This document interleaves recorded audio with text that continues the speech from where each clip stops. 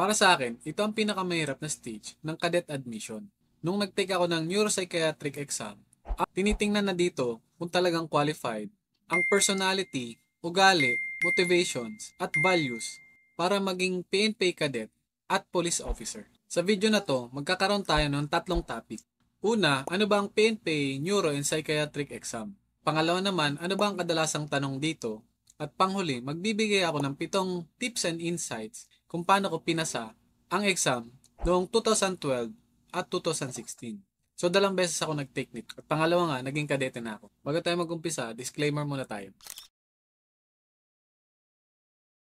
According sa topnotcher.ph, ang neuropsychiatric test ay kadalasang composed of aptitude test, Guilford-Zimmermann Temperament Survey, Applicant Risk Profiler, Industrial Science Completion Test, Work Preference, Work Environment Preference Schedule, Hand Test, and the Drawing. Hindi ko na sa inyo i-explain isa-isa yan. Mag-share na lang ako sa inyo ng point of view ko kung anong ginawa ko at paano ako nakapasa ng neuropsychiatric test. Isa nga itong test para malaman kung sino ang may suitable personality, ugali, motivations at values para maging PNP cadet or police officers. Sinasala din ito kung sino ang may kakayanan i-handle ang pressures and stresses para maging PNP cadet. Alam naman natin na hindi madali magkadete. Maraming ang pagdadaanan at pagsubok. Kapareho na din nito pag naging pulis ka na. Walang bumabagsak dito. Ibig sabihin lang nito, hindi ka good fit para sa trabaho. At syempre, malaki ang budget ng government para maghanap, mag-training at mag-commission ng officer. Kaya naghahanap talaga ang PNPA ng suitable na applicant para maging kadete at pulis. Isa sa mga tanong na ma-encounter mo ay ang mga tanong about personality test. Obviously, ang tanong dito ay about sa personality mo.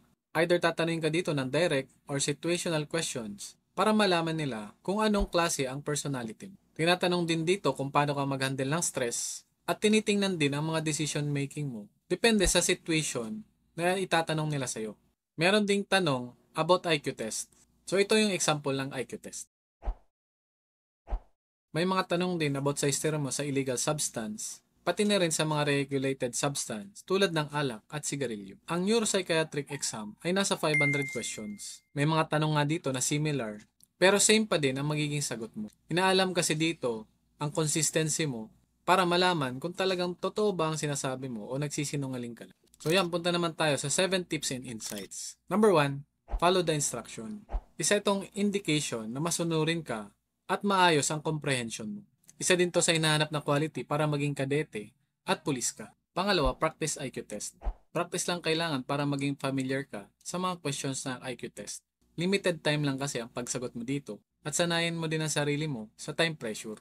Pangatlo, be consistent. Malalaman nila kung fake ang sagot mo about sa sarili mo. Isipin mo na lang may more than 500 questions na may mga similarities. Kaya kung may sinagot ka sa unang tanong at sa mga susunod na tanong na may similarity sila, dapat iisa lang ang sagot mo. Maging totoo ka lang sa sarili mo para hindi mo na kailangan i-memorize dahil naka-instill na ito sa'yo. Huwag kang maging unrealistic para lang mapili ka. Huwag mong i-manipulate ang mga sagot. Ang normal na tao ay alam na hindi sila perfect. Pang-apat, be normal, not perfect. Huwag kang magsinungaling para lang magmukha kang perfect.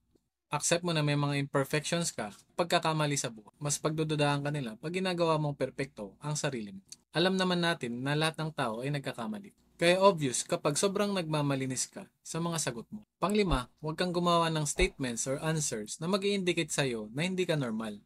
Tulad ng extreme violent tendencies, perversion, at iba pa. Pang-anim, alam mo dapat ang values, character, and behavior na hinahanap para maging kadete or police. Wala ka dapat rebellious tendencies, hindi ka illegal substance user, mandaraya, at habitual dishonesty. Pero lagi mong tandaan, na normal, paminsan-minsan, nagkakamali tayo. Pero ang hindi normal ay nagiging habitual na siya or lagi-lagi mong ginagawa. On the other side, dapat alam mo din ang magagandang quality na hinahanap sa aplikante para maging kadete.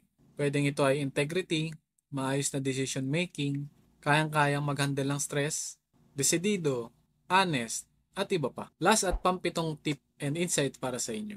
Ito ay about sa drawing. Pag take ko, pinadrawing kami ng female at male na figure. At mag-isip daw kami ng kahit anong situation about doon. I-describe daw namin kung ano daw yung ginagawa ng dalawang yon at iba pa. So yan, sa drawing, hindi mo naman kailangan masyadong galingan kasi hindi naman tayo lahat magagaling na painter. So ang ginawa ko lang, drinawin ko lang ito ng normal. May distinction lang siya, malalaman mo kasi sa babae mahaba ang buhok, sa lalaki maikli, malalaman mo din na babae kasi sa damit nila, at syempre ganun din sa lalaki. So yan, mag-drawing ka lang ng normal. At syempre, describe mo rin sila ng normal. So yun lang. To wrap up, para mas maintindihan nyo as a whole, para hindi kayo malito, lagi mo lang tandaan, be normal, not perfect. Dahil nga sabi ko kanina, malalaman nila na nagsisinungaling ka or nagmamagandang loob ka lang or pinapaganda mo lang ang sarili mo para mapili ka. Accept mo na nakakagawa ka ng mali. Everybody makes mistakes. Siyempre, noon, kahit naman siguro ngayon, na baka nakakapagsinungaling ka pa rin or nakakagawa ka pa rin ng ibang mali, pero hindi mo naman siguro itong ginagawang habitual. So okay lang yun, normal lang yun. Be true to yourself lang at be consistent. So yan, sana makatulong sa inyo. Kita-kita tayo sa susunod na video ko. Maraming salamat. Good luck.